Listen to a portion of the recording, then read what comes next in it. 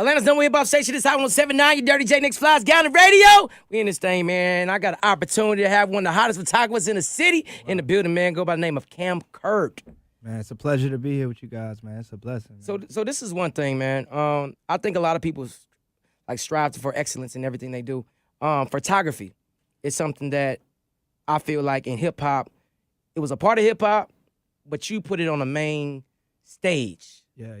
You know, like as far as popular photographers, I think you probably might be one of the first ones out of Atlanta that I know of. You know what I'm saying? I've been here 10 years, so I don't know. You know what I'm saying? No disrespect for any photographers that came before you, but on a mainstream stage, like I've seen you in St. Louis with Gucci. I've seen you on the road with Ray Shrimmer and Lil Wayne. How did you cultivate all these relationships to even be on the road like that? Man, honestly, to be real, I owe a lot to a few artists that kind of broke me and kind of brought me around and gave me access early. And a few of those artists, Young Scooter is someone that really, I think, popped my career off. Before working with him, I had dibbled and dabbled a few artists, but he was the first artist to really give me a chance to, join him on his journey through his rise. You know what I mean? So through Scooter, I met everybody from Gucci to Thug to Dolph to Jose Guapo, the list goes on. So me attaching my brand and my namesake with an artist like that early on in his career, I was able to kind of maneuver through the whole industry. Right. You know what I mean? Very early.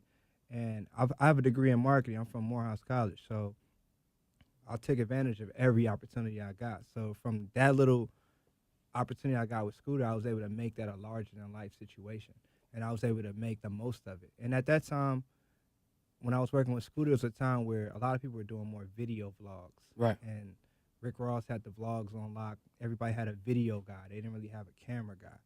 So I kind of took it to myself, well, if I can master photography with these guys and document moments, they last longer than a YouTube clip. And I found that out, and it seems to be true to this day that photography, to me, just always has a place in hip-hop, and it will for the history of all this stuff. Right. Now, my question is, just of your journey, being young and African-American, and coming from Morehouse, being a graduate, as far as photography, how many people then you recall in your life that told you or possibly made it seem as if, that this wasn't going to be possible? You being big in photography wasn't going to be possible. You cultivating the culture of hip-hop in Atlanta wasn't going to be possible.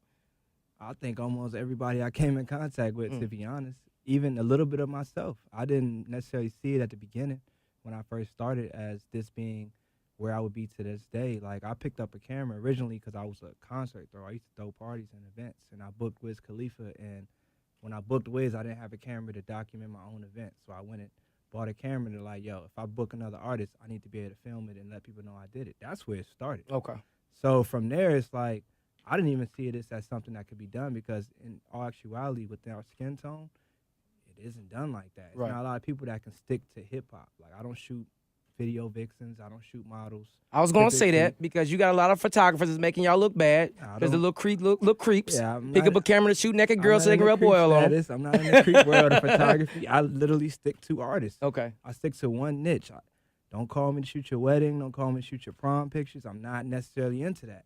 And for me to make a career and a living off of strictly shooting rappers is something that I don't think has ever really been done to the level that I'm doing it. And we have a few people that are exceptions, but definitely not within our generation and our culture that have really just been able to document this in a certain way and make the world respect it commercially or even just on the outside. You know what I mean?